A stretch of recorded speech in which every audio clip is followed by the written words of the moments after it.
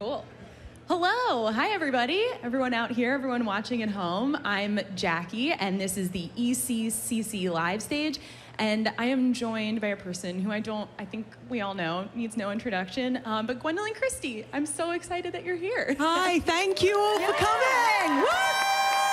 Oh, my goodness. So I got to ask right away, has it completely sunk in that you're done filming Game of Thrones? I actually don't think it has. Yeah. I think it's a funny thing, you know, that the show has been such a huge part of my working life, you know, and part of my life, and it's so beloved that actually you kind of got used to with the show that you would go and you'd film it, and you felt like you were having this sort of private experience of the work because you love the work and you love the people you're working with, and then you'd go home and you'd go back to your life, and then I'd always be shocked that it was on television.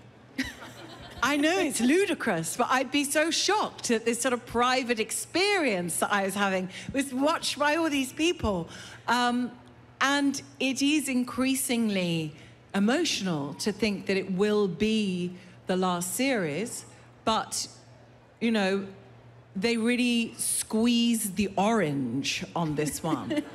So I think it will be very memorable for everybody. Oh, okay. I won't ask.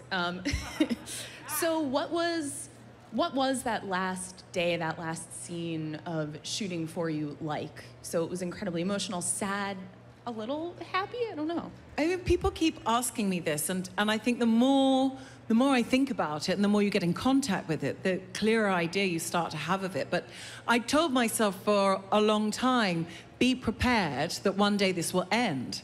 But of course, you know, the amazing thing about Game of Thrones is that, of course, normally for actors, if you do a TV show, you feel like you have some kind of regular employment, and that allows you a great stability. Not so with Game of Thrones. Yeah, because instead, each year, you know, it doesn't matter. You never know what's going to happen. So, and David and Dan, the writers, David Benioff and Dan Weiss, had always said the very worst death they thought that they could imagine was to die off screen.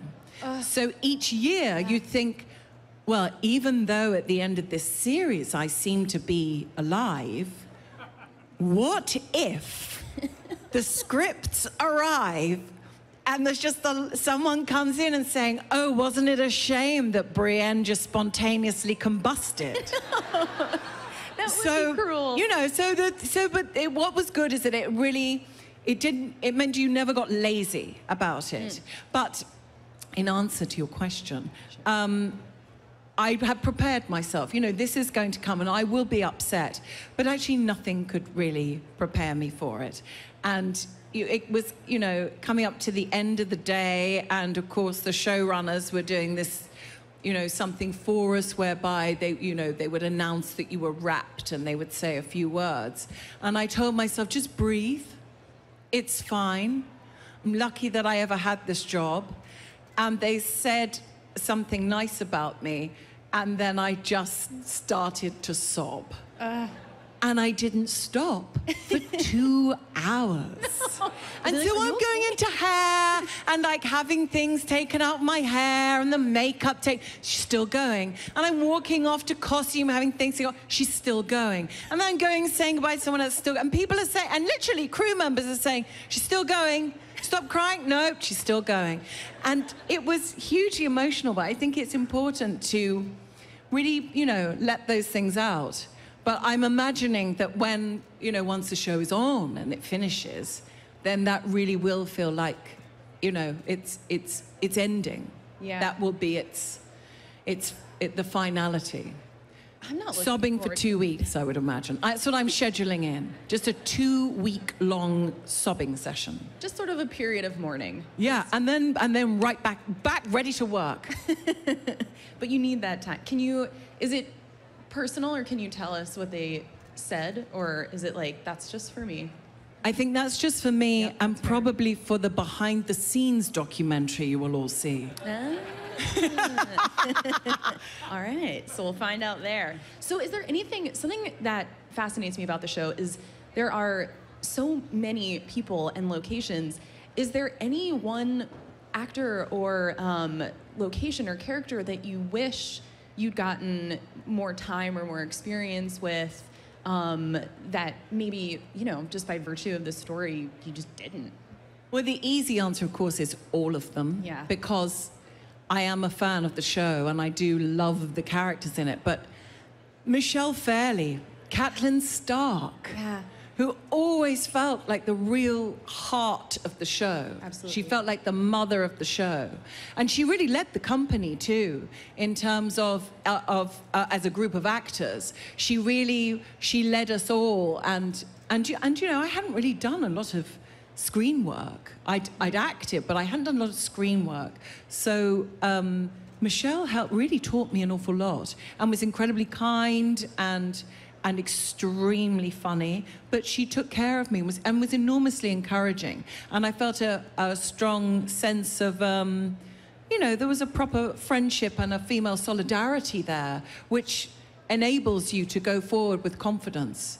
And I also loved in the books the whole storyline of Lady Stoneheart. Yeah. That I was really looking forward to. Yeah. But hopefully, fingers crossed, Michelle and I will work on something else. Yeah. Well, Hopefully. the behind the scenes doc, you guys. Yeah, and in the behind-the-scenes documentary. So is there anything that you won't miss? That goodbye, good luck, I won't miss that. The armor is incredible, but I will not miss the physical pain Sure. of that particular costume. So it is actually heavy. Is it actually made to be armor? Is that, could you get in a fight in it? Well, I suppose you could. I mean, it was made for me, and it was beautifully designed by Michelle Clapton. I mean, what an incredible job. It was her design was so personal. And of course, the best design is that it's very personal.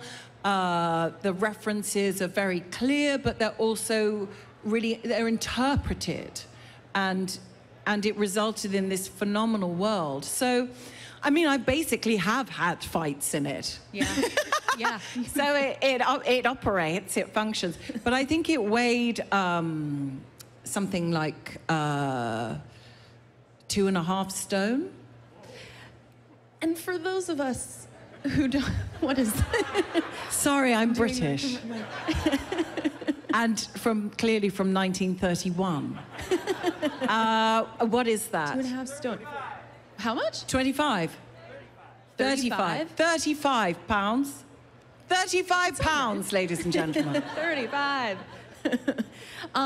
So do you know how everything ends, every storyline ties out? Or are there surprises for you as well in the final 6 episodes? Well, I thought I knew. Huh. But then I saw some articles saying that multiple endings have been filmed. Whoa. And I also know, I found out last week that the HBO series Big Love also filmed multiple endings. So maybe I don't know, but maybe I do. It's torture. So how hard is it? I know we're joking, but to not be able to talk about your work for so long. Obviously, you can talk about your work, but to have to, I guess not talk about the specifics of things that you shot, or, and then you have, people like me who are dying to know. Is it a challenge to kind of keep so much of that to yourself for so long? Yep. Initially, it was so strange because I was doing this incredible job, even though I started in series 2. So at that point, the show wasn't the kind of spectacular, successful phenomena that it is now. But people were excited about it. But I couldn't talk about what I was doing at work. And so that was very strange because, you know, I wanted to show off because I'd finally got a job.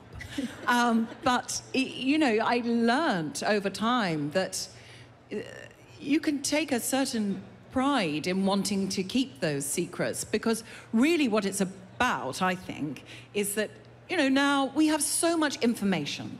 Mm-hmm. We have the internet in our pocket. We have access to multiple worlds, multiple universes, the kind of information that we never thought we could have access to, and many things that we don't understand, and increased learning of the things that we do know.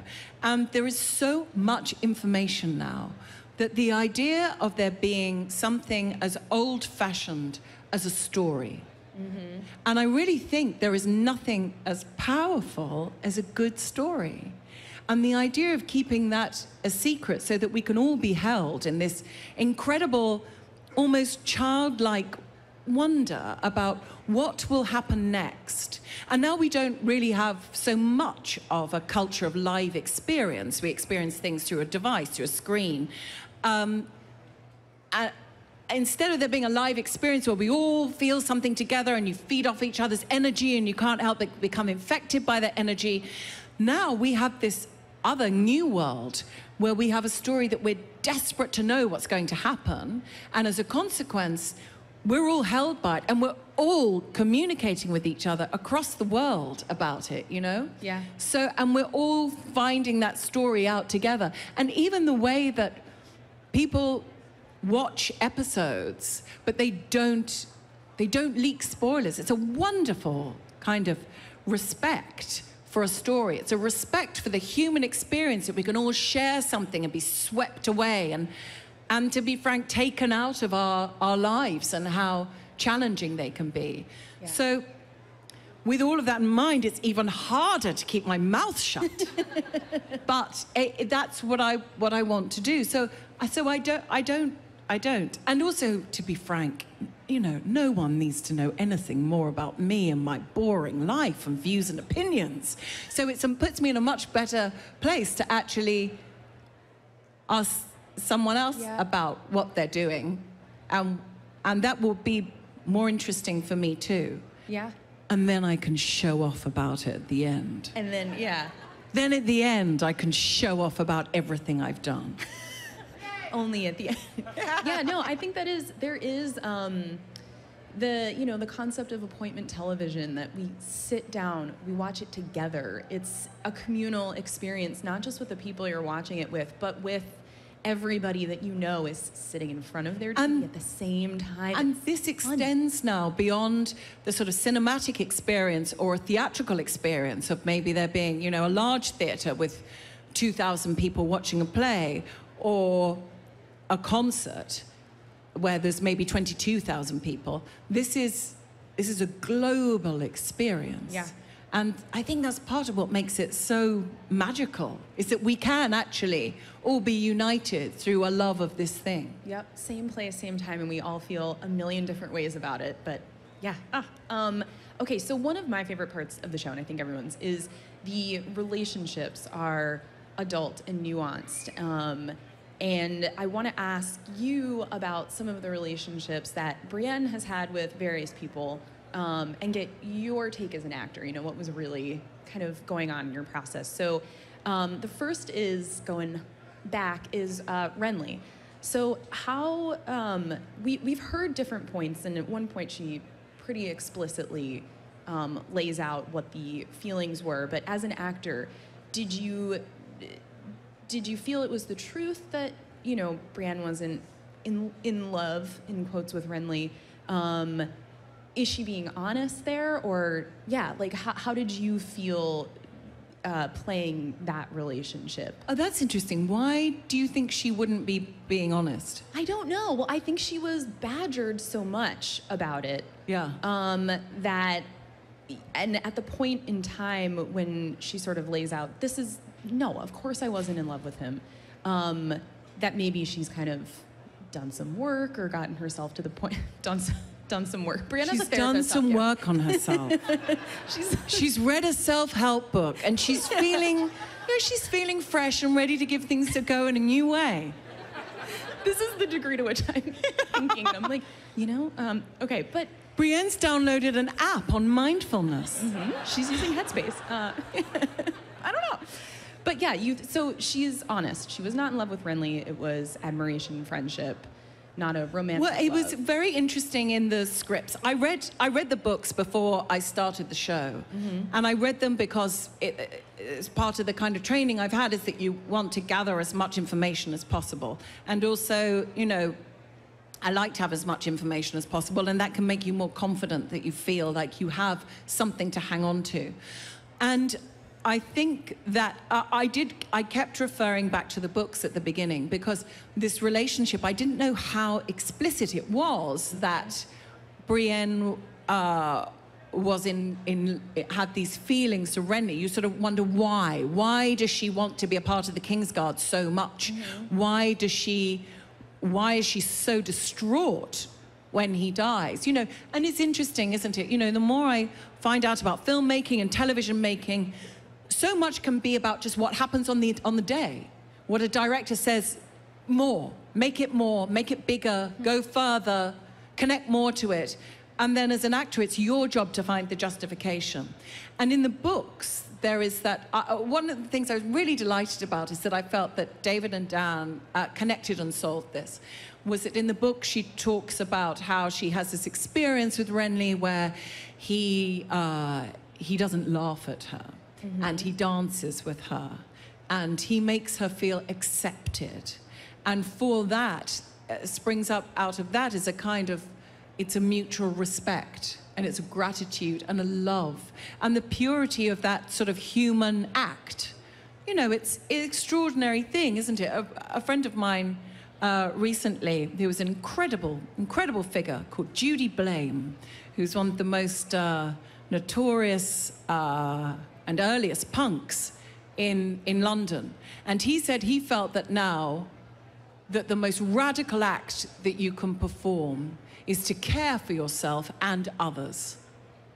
And I think that's quite true. And I think there's a lot of that sort of respect for basic acts of love from Brienne. And he is the first man to show her kindness rather than insult and disregard and abuse, I suppose. And so she wants to protect him. She wants to give her life for him. Yeah. So I think what's so wonderful about Game of Thrones is that it is incredibly nuanced, and it's incredibly unique in its exploration of human relationships. It's not just love as in, I want to procreate with you. Right. It is. It comes out of multiple ways, and you're not always sure what exactly it is, but you know that you recognize it. Yeah, that makes okay. I love that. Makes a lot of sense. The next relationship I want to ask about is, I'll say it was Sansa. My jersey is Sansa. Or Charles Dance said Sansa. Sansa. Yeah, that sounds so much better. Which is my favorite, actually. Sansa. So, okay, we could do this for half an hour. Yeah. Sansa.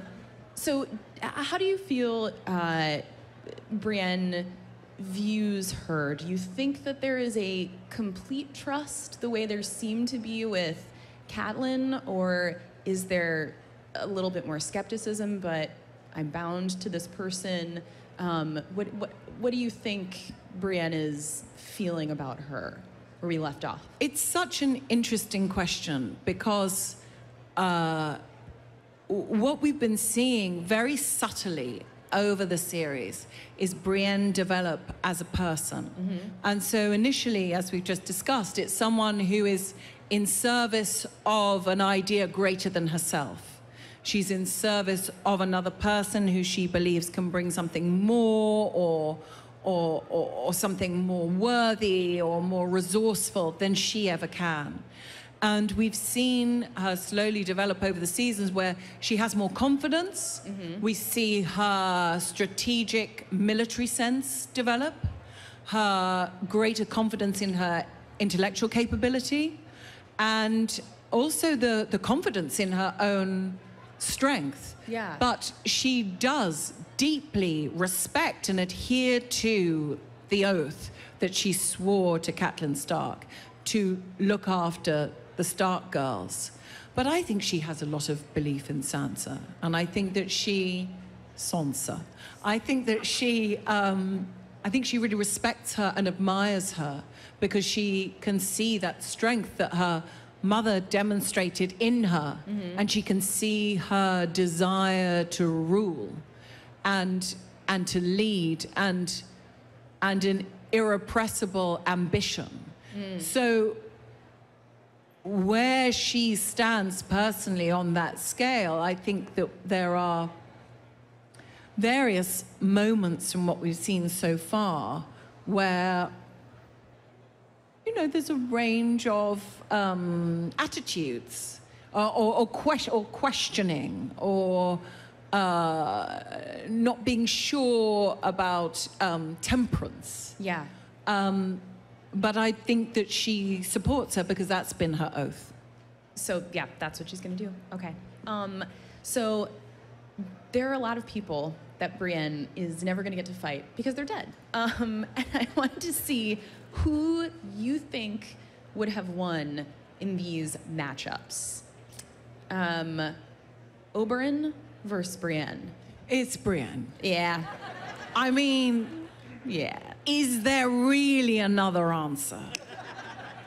He's done. Yeah, and he has very sensitive eyes, so you could actually just maneuver him round to some quite strong sunlight and they'll explode. Apparently there was almost no pressure applied on the eyeballs at all. Just a ray of light cast across the eyeballs and they just exploded of their own accord. That's in the behind-the-scenes documentary. That's what you're going to find out. Yeah. All right, so 1 to Brienne. Ned Stark versus Brienne. Ned Stark. Ooh. Was there an ooh from the There audience? was. Ooh. Does that ooh indicate doubt? I should hope it does not. You think it's a good matchup? Good matchup.